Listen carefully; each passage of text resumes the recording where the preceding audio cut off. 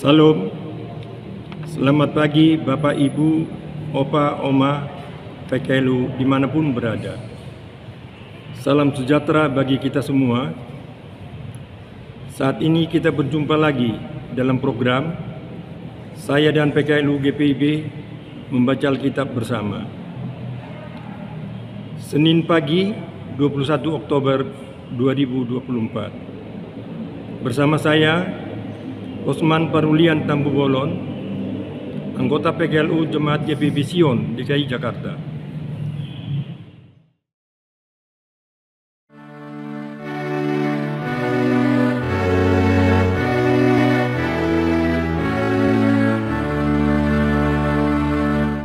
Sertai kami Tuhan dengan anugerah-Mu, berilah pertolongan melawan si setru.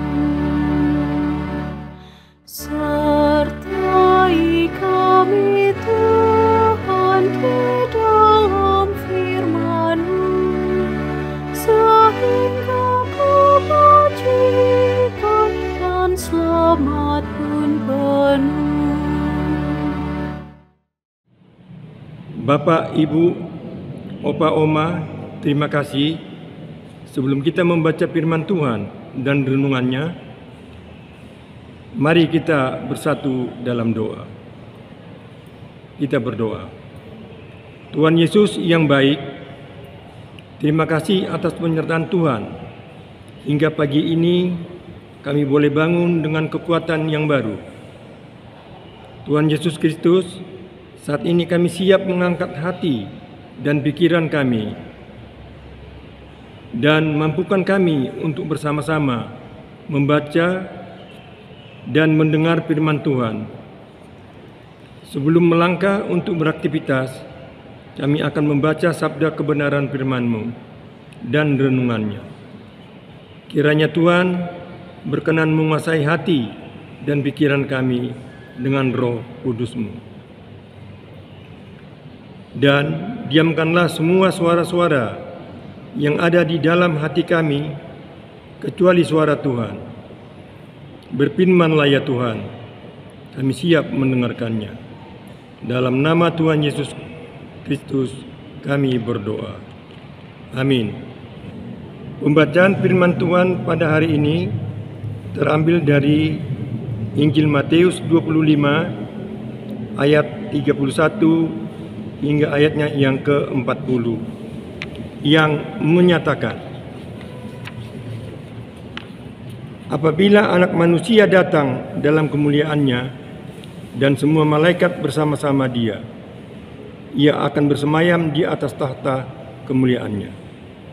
Semua bangsa akan dikumpulkan di hadapannya, dan Ia akan memisahkan mereka seorang dari yang lain, sama seperti gembala memisahkan domba dari kambing.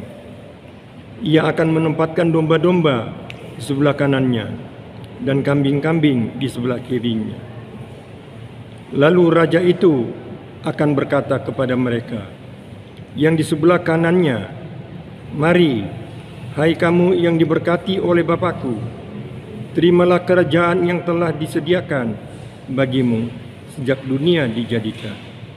Sebab ketika aku lapar, kamu memberi aku makan. Ketika aku haus, kamu memberi aku minum. Ketika aku seorang asing, kamu memberi aku tumpangan. Ketika aku telanjang, kamu memberi aku pakaian. Ketika aku sakit, kamu menjenguk aku. Ketika aku di dalam penjara, kamu mengunjungi aku." Lalu orang-orang benar itu akan menjawab Dia, "Tuhan, kapan kami melihat Engkau lapar dan kami memberi Engkau makan, atau haus dan kami memberi Engkau minum? Kapan kami melihat Engkau sebagai orang asing dan kami memberi Engkau tumpangan, atau telanjang dan kami memberi Engkau pakaian? Kapan kami melihat Engkau sakit atau dalam penjara dan kami mengunjungi Engkau?" Raja itu akan menjawab mereka, "Sesungguhnya Aku berkata kepadamu, segala sesuatu yang telah kamu lakukan untuk salah seorang dari saudaraku yang paling hina ini, kamu telah melakukannya untuk aku. Kita masuk dalam pembacaan renungan pagi yang terambil dari SBU pada pagi hari ini dengan tema di mana Tuhan berada, di situ engkau berada. Di mana Tuhan berada? Pertanyaan klasik setua kekristenan ini mengungkap kerinduan manusia untuk selalu berada dekat dengan Tuhan. Dalam rangka menjawab pertanyaan itu, muncullah beberapa jawaban. Antara lain, Tuhan ada di dalam hati manusia. Tuhan ada di dalam pengetahuan manusia. Tuhan ada di dalam perbuatan etis manusia. Semua jawaban ini mewakili kelompok keagamaan tertentu yang memberi porsi pada aspek batinia, kognitif, dan etika hidup.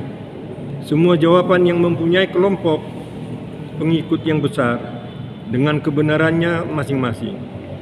Dan sekian jawaban itu, terdapat jawaban yang rujukannya dapat ditemukan dalam bacaan kita, bahwa manusia dapat menemukan Tuhan yang berada di tengah manusia, tetapi tidak pernah diperhitungkan keberadaannya dan tidak diinginkan kehadirannya. Gambaran itu diwakili oleh orang yang miskin jasmaninya, orang asing, orang-orang yang telanjang, orang sakit, dan orang yang di dalam penjara. Pada mereka inilah Tuhan menghadirkan dirinya. Hal ini sekaligus menjawab pertanyaan klasik itu. Di mana Tuhan berada sekarang ini? Tuhan berada di antara dan bersama dengan mereka yang menderita itu. Di mana Tuhan berada, maka disitulah gereja berada. Pernyataan ini sekaligus mempertanyakan di mana gereja selama ini. Beradakah ia bersama para saudara-saudara, saudari Yesus yang hina dan Papa itu? Ataukah gereja berada dalam zona mapannya sendiri, sehingga membuatnya jauh dan dari kumpulan massa yang menderita itu? Sejarah gereja membuktikan bahwa gereja seringkali tidak berada di mana Yesus berada. Semakin gereja menjauhi Yesus, semakin keras suara Tuhan ingin membawa gerejanya untuk terus berada bersama Yesus dalam keprihatinannya. Sudah seharusnya gereja berada bersama Yesus yang prihatin dengan mereka yang lemah, kecil, dan menderita. Demikian pembacaan firman dan renungan. Terpujilah Kristus, haleluya, amin.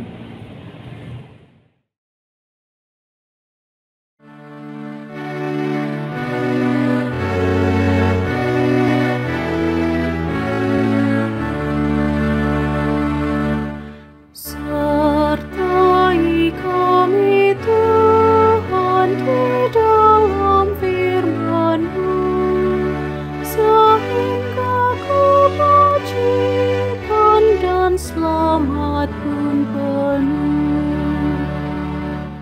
Sertai kami Tuhan dengan cahaya-Mu, jadikan kebenaran pemandu yang teguh. Mari kita berdoa. Bapa kami di sorga, terima kasih kami sudah menyelesaikan pembacaan firman Tuhan dan renungannya. Buatlah kami mengerti akan maksud dan kehendak firman-Mu. agar dapat kami terapkan dalam kehidupan kami hari lepas hari. Terima kasih juga bahwa PKLU GPIB sudah Engkau sertai hingga mencapai HUT ke-14 tahun dalam kiprah pelayanan. Itu semua atas kemurahan Tuhan yang begitu indah untuk kaum lanjut usia. Kami juga berdoa untuk Majelis Sinode dan para pengurus Dewan PKLU agar senantiasa diberikan roh hikmat serta kesabaran dan kesehatan dalam mengemban tugasnya. Kami juga berdoa untuk para sahabat PKLU yang sedang dalam kelemahan tubuh, kiranya Tuhan berkenan menjamah dan memberi kesembuhan. Kami juga berdoa bagi yang sedang bersedih, Tuhan hiburkan, yang berkekurangan, Tuhan cukupkan. Inilah doa kami yang jauh daripada sempurna. Kiranya Tuhan berkenan menyempurnakan doa dan harapan kami. Dalam nama Tuhan Yesus Kristus, kami berdoa dan mengucap syukur dan terima kasih. Amin. Demikianlah perjumpaan kita pada pagi ini. Selamat beraktivitas sepanjang hari ini bersama penyertaan Tuhan. Selamat berjumpa lagi di lain kesempatan. Dirgahayu PKLU GPIB ke-14 tahun. Tuhan memberkati.